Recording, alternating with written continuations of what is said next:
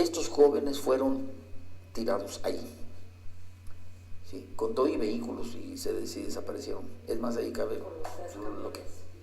lo que quieras echarle ahí. Al parecer no le fue respondida la carta. ¿Qué acciones hay al respecto en este sentido? Voy a pedir un informe al secretario sobre este tema, si te parece. Y yo tenía muy buena relación con el general Gallardo.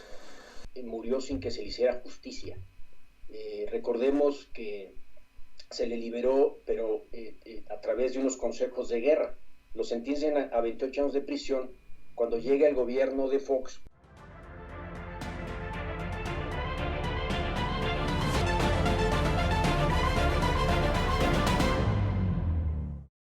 ¿Qué tal, amigos? Bienvenidos a este subcanal. Yo soy Fernando Carmona y esto es El Defensor La Verdad.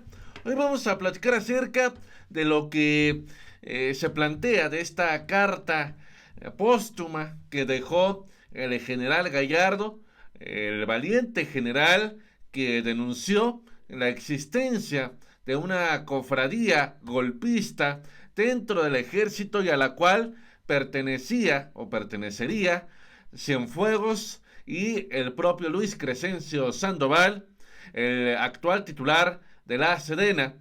Este señor, créanme que está disfrazado con piel de oveja, pero no es una persona buena, está engañando al presidente y hay muchos datos que nos lo señalan, y sobre todo el de esta semana, donde, como ven, que invitó a Cabeza de Vaca, fue captado dándole una conferencia magistral a los militares sobre cómo aplicar la justicia en este país y cómo aplicar la seguridad.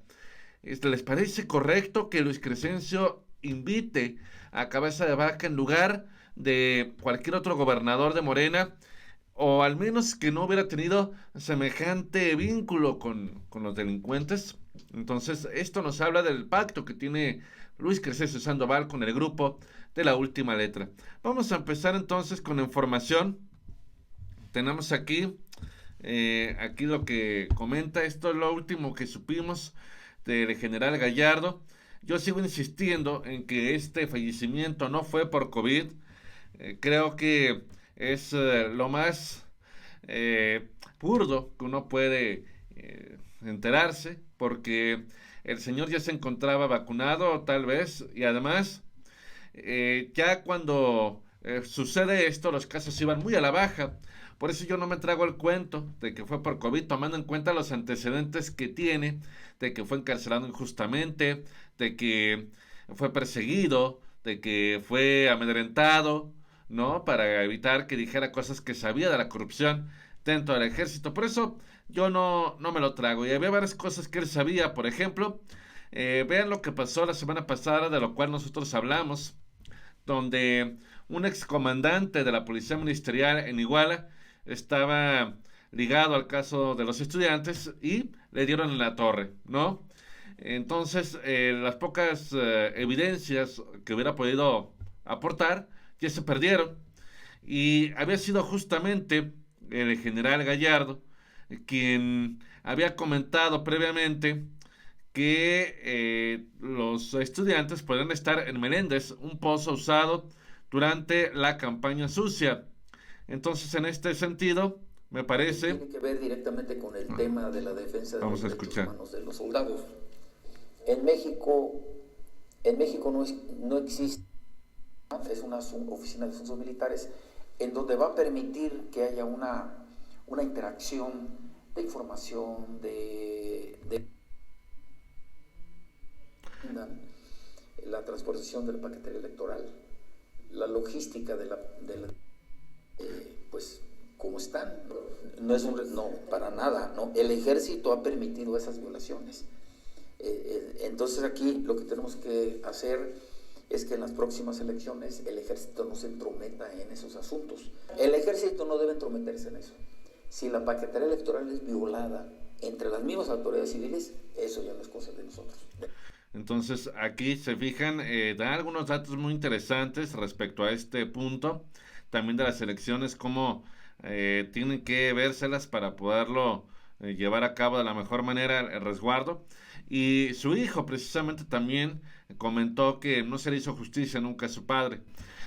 Mi padre murió sin que se le hiciera justicia.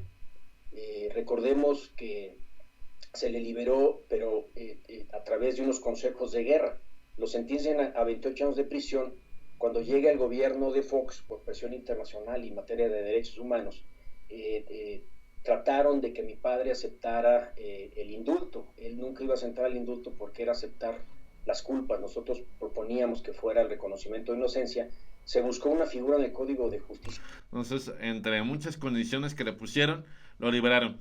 Y precisamente hoy se da a conocer durante la mañanera el hecho de que pues se les dejó una carta y el presidente le pide explicaciones a Luis Crescencio Sandoval, quien se encontraba ahí presente, y chequen lo incómodo que se nota. Cumplirán 2 meses del fallecimiento del general Francisco Gallardo, que bueno, como usted sabe, intentó o propuso la creación de un defensor de los derechos humanos, un ombudsman militar, en una época pues plena de autoritarismo, y así le fue, porque fue encarcelado, como usted sabe, y la persecución no nada más pues se cebó contra él, sino incluso contra su familia. Y bueno, él murió, como le decía, el pasado 29 de abril, y le había enviado a usted una carta en la que él solicitaba que se le reintegrara su dignidad como militar, y también que se hicieran las acciones correspondientes para castigar a los responsables de su encarcelamiento y de su persecución al interior de las Fuerzas Armadas, y también para que se mejorara la situación de los derechos humanos entre los militares. Señor presidente, ya murió el general, al parecer no le fue respondida la carta. ¿Qué acciones hay al respecto en este sentido? Voy a pedir un informe al secretario sobre este tema, si te parece. Y yo tenía muy buena relación con el general Gallardo, sobre todo porque fue perseguido y yo estaba en oposición y pues siempre ayudamos. Incluso participó en la creación de nuestro movimiento, fue nuestro candidato en Colima, estuve con él acompañándolo y pues lamento mucho su fallecimiento. Entonces, chequen ustedes el nerviosismo de Luis Crescencio Sandoval. Y en este sentido, chequen por qué estoy hablando de Luis Crescencio Sandoval. Porque, ¿cómo es posible que este hombre hubiera invitado a Cabeza de Vaca justo a una reunión que se tuvo con militares dentro de una especie de conferencia o de curso?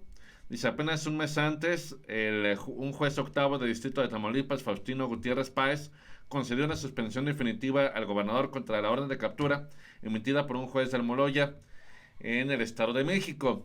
Y hasta le agradeció desde su cuenta de Twitter, arrobando a Luis Crescencio Sandoval el hecho de haberlo invitado a esta disque sesión de preguntas y respuestas de más de una hora a los integrantes del Colegio de Defensa Nacional, en un acto donde supuestamente pues eran temas relacionados con seguridad. ¿Qué casos de seguridad o qué consejos de seguridad puede dar este tipo donde un estado es fallido, donde no ha sabido nada que hacer, donde simplemente pacta con la delincuencia, que por eso en Cienfuegos, Luis Crescencio Sandoval tiene aquí este vínculo con estos de la última letra, y así se atreve a hacer esto? Me parece algo indigno, y aparte más porque sabían de lo que había ocurrido con los estudiantes.